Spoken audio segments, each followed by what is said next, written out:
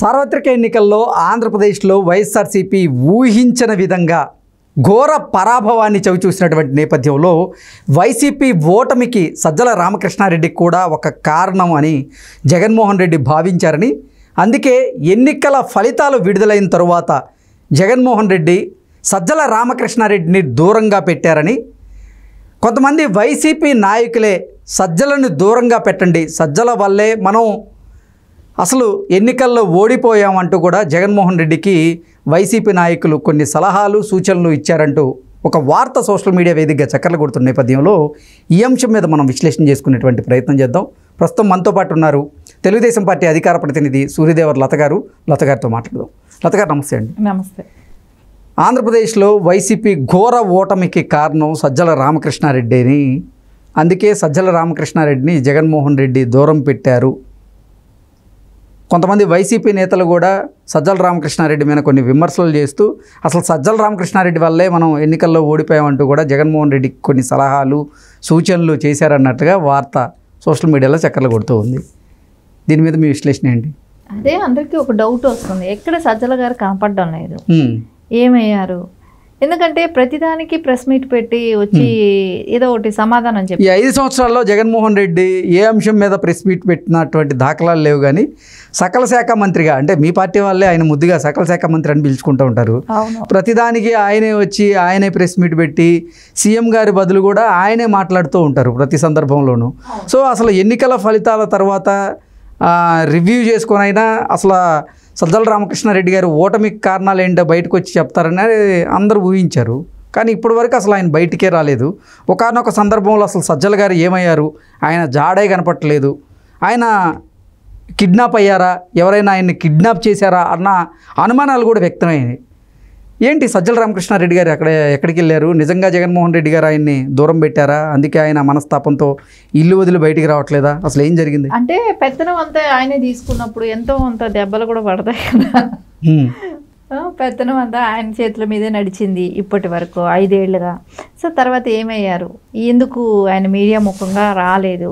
So ఇన్ని రోజులు జగన్మోహన్ రెడ్డి గారికి సలహాలు ఇచ్చింది ఆయనే, ఆయన సలహాలే పాటించారు కదా. సో ఆ సలహాలు ఆయన దగ్గర నుంచి డెసిషన్ తీసుకొచ్చి మీడియా వాళ్ళకి చెప్తా అన్నది ఆయనే. ఆ సలహాలే ముంచాయా జగన్మోహన్ రెడ్డిని? ఆ సలహాలే ముంచాయి అనేది జగన్మోహన్ రెడ్డి కనిపిస్తుంటది కదా ఇప్పుడు. ఎందుకంటే ఈయన మాటలు ఇనే కదా నేను ఇలా నడుచుకున్నాను, నా పాస్బుక్ నేను అందరి పాస్బుక్ల మీద నా ఫోటోలు పెట్టుకోవటమే కానివ్వండి, ఇలాంటివన్నీ పిచ్చి ఐడియాలు ఈయన ఇచ్చాడేమో. సో దాన్ని అదే బెడ్స్ కొట్టినట్టు ఈరోజు ప్రెస్ మీట్ పెట్టి మరీ వాళ్ళు ఓడిపోయిన క్యాండిడేట్లు ఎమ్మెల్యేలు అందరూ కూడా గగ్గోలు పెడుతున్నారు. కాటసాని రాంభూపాల్ రెడ్డి గారు వీళ్ళందరూ వాళ్ళు కానీ, బొచ్చ కానివ్వండి, ఇలా చాలా మంది ఎమ్మెల్యేలు అందరూ. అంటే అసలు వైసీపీ ఓడిపోయిన తర్వాత వైసీపీ అభ్యర్థులు కానీ వైసీపీ నాయకులు కానీ ఒక్కొక్కరుగా బయటకు వస్తున్నారు. అసలు ఓటమికి కారణాలు కొంతమంది ఏమో వాలంటీర్ వ్యవస్థ వల్ల మేము ఓడిపోయామంటూ కొంతమంది చెప్తూ ఉన్నారు. లేదు సజ్జల రామకృష్ణారెడ్డి నిర్ణయాల వల్ల మేము ఓడిపోయాం, సజ్జల రామకృష్ణారెడ్డి సలహాల వల్ల మేము ఓడిపోయామంటే కొంతమంది చెప్తున్నారు. కొంతమంది ఏమో అసలు సీఎంఓ ఆఫీస్లో ఉన్నటువంటి అధికారుల వల్ల మేము ఓడిపోయామంటూ కొంతమంది చెప్తున్నారు. జగన్మోహన్ రెడ్డి కోటరీ వల్లే ఓడిపోయామని కొంతమంది చెప్తున్నారు. ఇవన్నీ కాదు బాబు, అసలు జగన్మోహన్ రెడ్డి నిర్ణయాల వల్ల, జగన్మోహన్ రెడ్డి విధి విధానాల వల్ల ఓడిపోయామంటూ మరికొంతమంది చెప్తూ ఉన్నారు. రకరకాలుగా వాళ్ళ అభిప్రాయాన్ని వ్యక్తం చేస్తూ ఉన్నారు ఓటమి తర్వాత. ఏంటి అసలు? ఇప్పుడు సజ్జల గారిది ప్రతి దానిలో ఎక్కువ ఇంపార్టెన్స్ ఎక్కువ ఉండేది. సో ఏ మంత్రి ఎవరు వచ్చి కలవాలన్నా సజ్జల గారిని కలవాలి కదా ఫస్ట్. సో ఇక్కడ నుంచి కలిసిన తర్వాత ఆయన కలిసే అవకాశాలు ఉంటాయి. ఈయన ఇచ్చిన రిపోర్ట్సే సీఎం ఫాలో చేస్తారు. అంటే ఆ ఎమ్మెల్యే బాగా చేస్తున్నాడు, లేకుంటే ఆయనకి నెక్స్ట్ టైం సీట్ ఇవ్వాలా వద్దా, ఇవన్నీ డెసిషన్స్ కూడా సజ్జల గారు తీసుకున్నారు కదా. ఈయన మూలానే జగన్మోహన్ రెడ్డి గారు ఆదేశాలు కూడా ఉండేది. సో అదొకటి ఉంటుంది. సరే వాలంటరీ వ్యవస్థ అనేది అది ఐపాక్ టీంతో డెసిషన్ తీసుకొని జగన్మోహన్ రెడ్డి పెట్టిన ఇది. సో దాని మూలాన ప్రజలకి మాకు ఎమ్మెల్యే క్యాండిడేట్ అయిన వాళ్ళకి అడ్డుగా వాలంటరీ ఉన్నాడు అనేది వాళ్ళ బాధ. సో ఇంకొకటి ఏంటంటే ఈయన ఏదైతే చేశాడో, అంటే ఇసుకకు కూడా పెంచటం, ఇసుక రేట్లు పెంచటమే కానివ్వండి, అంటే కూలీలకు కూడా ఎవరికి పని కూడా దొరకకపోవటం కానివ్వండి, అంటే వర్క్ జరిగితే కదా కూలీ ఏనా దొరికేది, అది లేకపోవటమే కానివ్వండి, ఈ పాస్బుక్ల మీద ఫొటోసే కానివ్వండి, ఇలాంటివన్నీ కూడా కొంపు ముంచినాయి అని చెప్పేసి వాళ్ళు బహిరంగంగానే చెప్తున్నారు. అంటే వాళ్ళు ఏవైతే వైఫల్యాలు ఉన్నాయో 3 రాజధానులే కానివ్వండి, ఈ వైఫల్యాలన్నీ కూడా వాళ్ళే చెప్తున్నారు, ఎమ్మెల్యే క్యాండిడేట్లు వాళ్ళే చెప్తున్నారు ఈరోజు. సో ఇవన్నీ కూడా అంటే జగన్మోహన్ రెడ్డి పనితీరు గురించి కానీ, లేదంటే అసలు జగన్మోహన్ రెడ్డి కొన్ని నిర్ణయాలు తీసుకున్నారు, ఆ నిర్ణయాల వల్లే మేము ఓటమి చెందామంటూ చెప్తున్న వాళ్ళు చాలా తక్కువ మంది ఉన్నారు. కానీ జగన్మోహన్ రెడ్డి పక్కనున్నటువంటి వాళ్ళు జగన్మోహన్ రెడ్డిని తప్పుదావ పట్టించారు. లైక్ సజ్జల గారు, అలాగే విజయసాయిరెడ్డి గారు, మిగతా కొంతమంది నాయకులు జగన్మోహన్ రెడ్డిని తప్పుదావ పట్టించారంటూ కూడా కొంతమంది వైసీపీ నేతలు చెప్తున్నటువంటి సందర్భాన్ని చూస్తూ ఉంటే అసలు ఏమనిపిస్తుంది? మీరు ఒకసారి అంటే గవర్నమెంట్ వచ్చిన కొత్తల్లో మీరు ఒకసారి చూడండి, అప్పుడు విజయసాయిరెడ్డి కొద్ది రోజులు ఉన్నాడు కానీ తర్వాత లేడు. అవును. సో ఆయన వైజాగ్ పంపించారు, ఆయన్నే పక్కన పెట్టారు. గతంలో అసలు ఆయన పక్కన పెట్టేశారు జగన్మోహన్ రెడ్డి అనే వార్తలు కూడా చూసాం మనం. ఎందుకంటే ఆయన ఉన్నప్పుడు ఆయనే ప్రెస్ ముందుకు వచ్చేవాడు ప్రతిదానిగా. ఇప్పుడు ఈ రోజు సజ్జల ఎలా చెప్పాడో అవన్నీ ఆ రోజు ఆయన చెప్పేవాడు. కానీ సజ్జల ఎప్పుడైతే ఎంటర్ అయ్యాడో ఆయన్ని పక్కన పెట్టేశారు. సో ఆయన ఇది తగ్గిపోయింది ఇంపార్టెన్స్, ఇక్కడ సజ్జలది ఎక్కువ అయింది.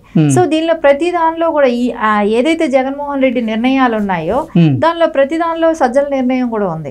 సో అంటే ఈయన చెప్పడం ఆయన పాటించాడు, అంటే సలహాదారుడే ఈయన అయినప్పుడు ఖచ్చితంగా అది పాటించే అవకాశం ఉంది కదా. సో అట్లాగే ఆయన పాటించినట్టే కనపడుతుంది. నువ్వు చెప్పింది నేను చేశాను కదా అని అంటాడు. సరే మేబీ ఒకవేళ తప్పు చేస్తున్నాడు జగన్మోహన్ రెడ్డి అంటే ఖండించే ఇది కూడా సజ్జలకు ఉంది. ఎందుకంటే సలహాలు ఇచ్చే వ్యక్తి, సరే నువ్వు అవతల ఎమ్మెల్యేలందరూ కూడా నీ గుప్పెట్లో ఉన్నారు, సో ఎమ్మెల్యేలతో మీటింగ్ పెడదామని చెప్పి ఉండాల్సిన విషయం. ఇలాంటివి ఏదైనా ఒకటి పార్టీ డెసిషన్. సో వైసీపీ ఓటమి తరువాత సజ్జల రామకృష్ణారెడ్డి తాడేపల్లి ప్యాలెస్ నుంచి అవుట్, అలాగే విజయసాయిరెడ్డి ఇన్ అంటారా? విజయసాయిరెడ్డి ఇన్ అయినా కూడా కేసులు ఎదుర్కొనే దానిలో ఆయనకు షేర్ ఉంది కదా. సో ఎలాగైనా ఇన్ అవ్వాల్సిందే విజయసాయిరెడ్డి గారు. ఎందుకంటే A1 ఒకళ్ళైతే A2 ఇంకొకళ్ళు, కాబట్టి వాళ్ళిద్దరూ ఎప్పటికీ కలిసి ఉండాల్సిందే, తప్పదు అది. అది కోర్టు ఒక దానిలో వాళ్ళిద్దరు కలిపి తిరగ. మరి ఈ మధ్యకాలంలో విజయసాయిరెడ్డి గారు ఏందో పక్క చూపులు చూస్తున్నట్లుగా, ఓటమి తర్వాత ఆయన ఇక వైఎస్ఆర్సీపీలో కొనసాగకుండా టీడీపీలో కానీ లేదంటే భారతీయ జనతా పార్టీలో కానీ చేరేందుకు ఆయన ప్రయత్నాలు చేస్తున్నట్లుగా, రాజ్యసభ ఎంపీలను కూడా ఆయన టీడీపీలోకి కానీ లేదంటే భారతీయ జనతా పార్టీలోకి కానీ తీసుకొచ్చే ప్రయత్నాలు చేస్తున్నట్లుగా కొన్ని వార్తలు మనం చూసాము. ఏది ఏమైనా కూడా ఆయన ఒకవేళ వేరే పార్టీలకి ఆయన వెళ్ళాలి అని అనుకున్నా కూడా అక్కడ ఒక బంధం అనేది ఏర్పడిపోయింది వాళ్ళిద్దరికి, A1 A2 అనేది. సో అది కలిసి వెళ్లాల్సిందే కదా. సో అంటే A1 ఎక్కడుంటే A2 కూడా అక్కడే ఉండాల్సిన పరిస్థితి ఉందంటారా? కదా, ఎందుకంటే కేసులు కలిసే ఎదుర్కోవాల్సిన అవసరం ఉంది.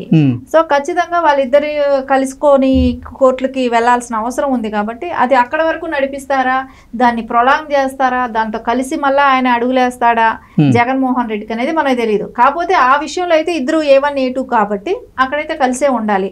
ఇంకా సజ్జల విషయం అంటారా, ఆయనకి ఇప్పుడు మీడియాకు మొహం చూపెట్టలేక రాలేకపోతున్నాడా, లోపల ఏమైనా బాగా కోటింగ్ అయిందా? సో ఇవన్నీ కూడా తెలియాల్సిన అంశాలు కదా, కొంచెం తొందరగానే తెలుస్తాయేమో, చూడాలి.